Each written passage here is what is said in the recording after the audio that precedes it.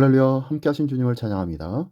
오늘 같이 나눌 하나님의 말씀 욥기서 4장 1절로 21절까지의 말씀을 통하여 엘리바스가 전하는 보응의 법칙이라는 제목으로 같이 나누기를 원합니다.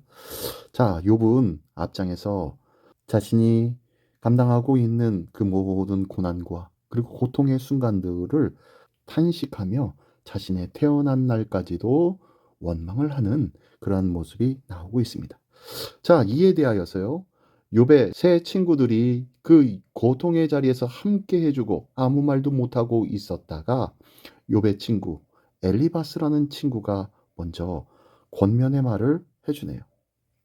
욥의 탄식을 들은 엘리바스는 악인이 복을 받고 죄인이 벌을 받는다는 이런 보응의 법칙을 옹호하면서 욥에게 이 고난의 원인이 자기 자신의 죄 때문이라고 그러면서 인정하라고 충고하고 있습니다. 자, 이런 내용이 있는데요. 한번 한 절씩 나누며 같이 나누길 원합니다. 자, 1절부터 6절까지의 말씀입니다. 대만 사람 엘리바스가 대답하여 이르되 누가 네게 말하면 네가 실증을 내겠느냐? 누가 참고 말하지 아니하겠느냐? 보라, 전에 네가 여러 사람을 훈계하였고 손이 늘어진 자를 강하게 하였고 넘어지는 자를 말로 붙들어 주었고 무릎이 약한 자를 강하게 하였거늘 이제 이 일이 내게 이름에 네가 힘들어하고 이 일이 내게 닥침에 네가 놀라는구나. 네 경외함이 네 자랑이 아니냐? 네 소망이 네 온전한 길이 아니냐? 욥도 이전에는 고통당하는 사람을 만나면 그 불행은 죄의 결과라고 가르쳤다는 거예요. 그리고 회개하면 이 고통이 사라지고 회복될 것이라고 격려도 했었다고 지금 대만 사람 엘리바스가 이야기하고 있는 거예요. 도덕 질서가 공고하고 보응의 법칙이 어김없이 작동하는 세계를 믿었기 때문입니다. 하지만 까닭없는 재난을 겪으면서 기존의 신념과 전혀 다른 세상을 지금 욥은 만나고 있거든요. 그래서 거기에서 오는 그 당혹감이 자신의 태어난 날을 저주하고 죽음을 동경하는 말로 나타났던 거였어요. 그런데 엘리바스는 욥에게 이 기존 개념, 이 기존 신념에 머물라고 자신에게 불행을 초래한 죄가 있음을 네가 스스로 인정하고 회개하라고 강요하고 있습니다. 그것만이 경외함이고 그것만이 온전한 길이라고 강변하고 있는 거예요.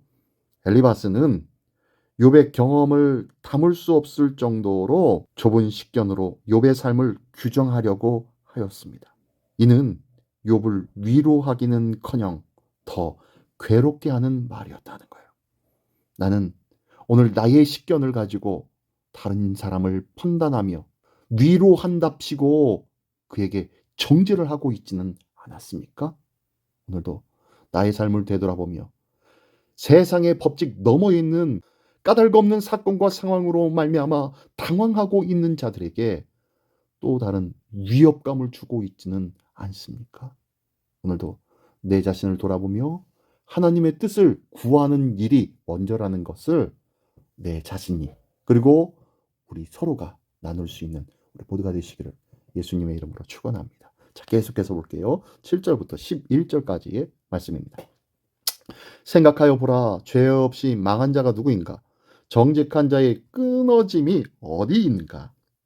내가 보건대 악을 밭갈고 독을 뿌리는 자는 그대로 거두나니 다 하나님의 입 기운에 멸망하고 그의 콧김에 사라지느니라.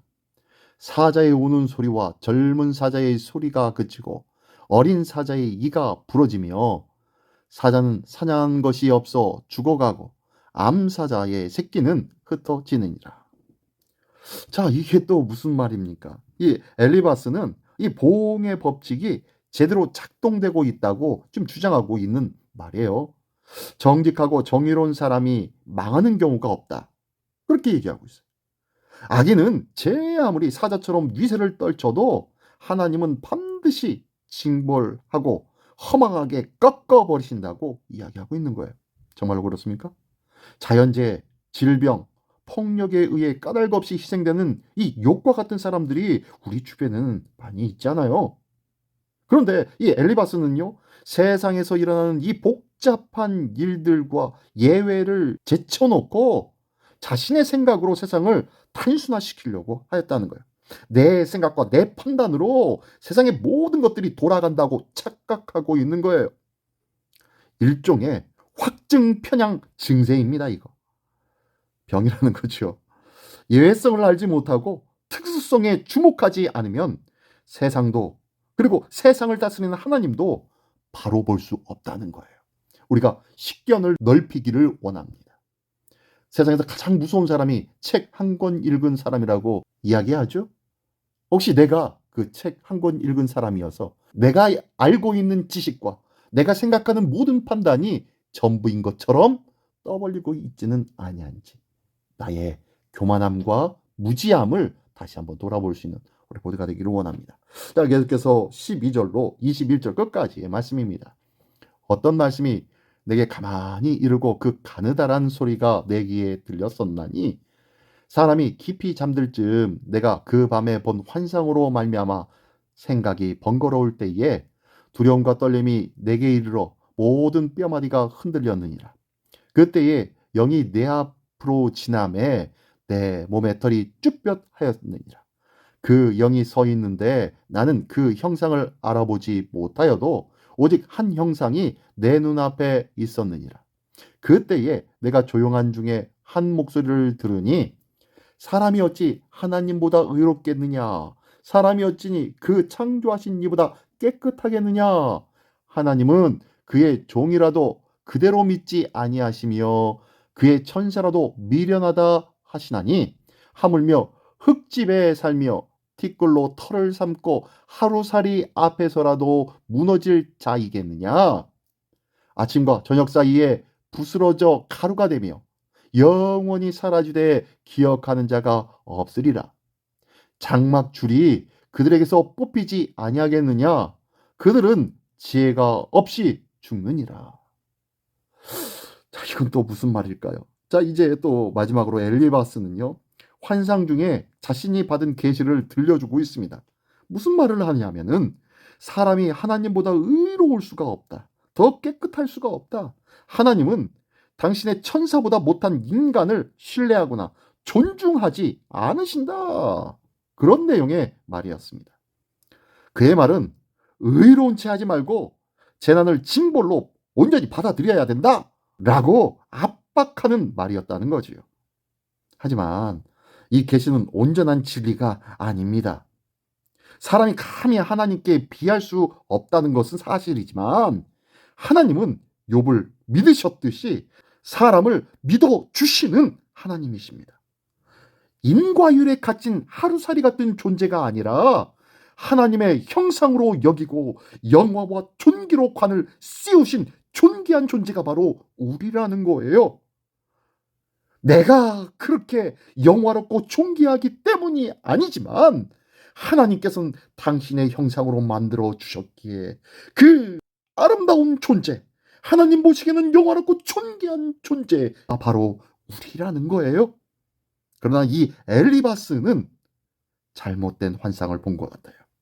이 엘리바스가 본 환상은 자기 생각을 투영하여 버리는 왜곡된 반쪽 진리였다는 거예요. 내가 가지고 있는 개념과 원리를 가지고 사람을 판단하고 상황을 판단해서는 된다 안 된다? 안 된다는 거예요. 우리의 생각이 이렇게 부족하고 나약하고 미흡하다는 것을 꼭 기억하십시오. 그러므로 우리가 결정 내리기 전에는 반드시 하나님의 말씀과 하나님 앞에 기도하며 하나님의 뜻을 묻는 것이 먼저가 아니겠습니까? 아무리 대단한 생각과 아무리 좋은 계획을 가지고 있다고 하여도 하나님의 뜻이 아니면 헛되고 헛된 것이라는 것을 꼭 기억하기를 원합니다. 오늘도 하나님의 선하신 인도하심을 받는 그러한 지혜로운 삶을 살기를 원합니다.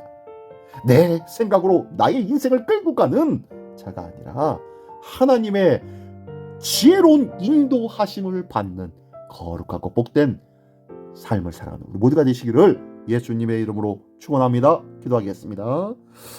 자기의 생각과 경험에 갇히지 않는 우리의 삶이 되게 하여 주시옵소서. 더 넓은 세상과 더 크신 하나님을 볼 줄 아는 지혜와 안목이 우리에게 있기를 원합니다. 도와주시고 성령님 나를 인도하여 주시옵소서. 예수 그리스도의 이름으로 기도드리옵나이다. 아멘.